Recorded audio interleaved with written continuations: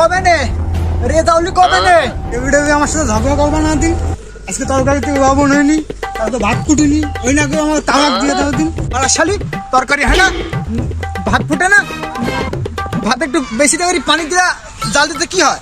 আমার কি খড়ি কাঠের অভাব পড়ছে নাকি? হ্যাঁ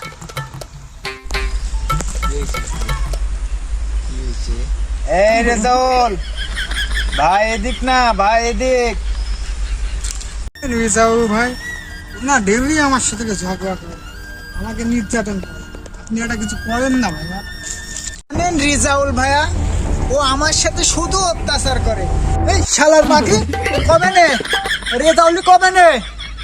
নাম্বার টাম্বার সব দিয়া দিছে নে, আমি বাড়িতে আসি যেন তোরে না দেখি। তো ভাইয়া কিরকম ব্যবহারটা নাই করবো, কুকুরের মতন ব্যবহার করবো। শোনেন না ভাইয়া, যখন বাসায় থাকতো না আপনি তো আইসে আমার সান্ত্বনা দিয়েন, আপনার পার্সোনাল নাম্বারটা আমাকে একটু দিয়েন। নম্বর তো দিয়াই যায়, ও কখন বাইরে যায় যেটা তো আমি জানি। তাই নম্বর যখন চাইতে তখন ওই নম্বর উঠো, আমি নম্বর তোমায় দিচ্ছি 01985298।